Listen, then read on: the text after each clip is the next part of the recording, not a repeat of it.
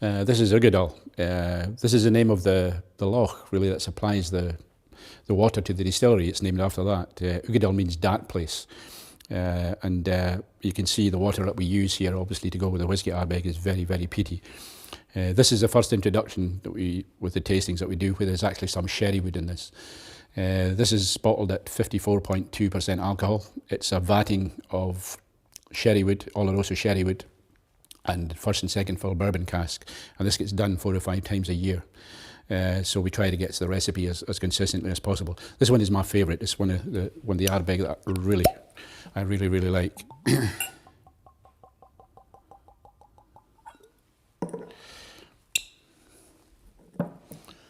can see this time in the colour, it's a really rich, deep gold amber colour to it. So the colour is it's much more intense from the sherry wood. It's around about 15 to 20% sherry wood.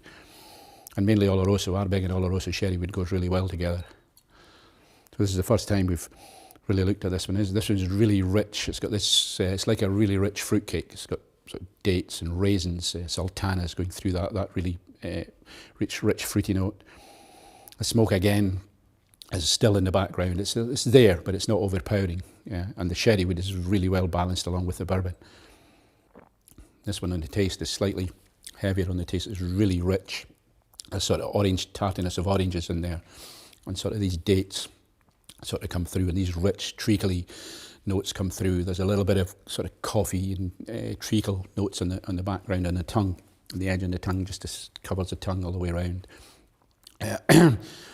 On the finish, really rich. There's a lot of citrus and sort of aged old. There's leather notes there on it. There's tobacco. It's really one that this one changes all the time.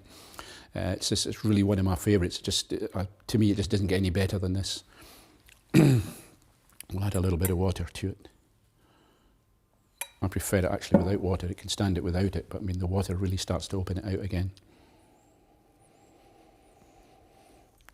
On the nose, a lot of these fruits really start to emerge from the glass.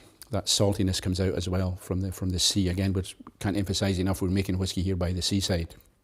We're in the warehouse here, we can smell the salt in the air. If you lick your lips on it, you can lick it off your lips through the winter time. So it adds a lot of flavour to the whiskey. Keep nosing it, getting more fruits. That smoke is a little bit more pronounced.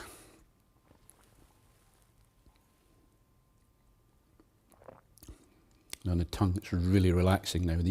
That sort of leathery dates, raisiny note comes out. That tartness of orange is really pronounced on the spirit now. And at the back, that smokiness is sort of building, and an oiliness there on the tongue. And that sherry wood is really giving it an increased depth of flavour. Really, really delicious whiskey. You should really try this one. It's absolutely perfect.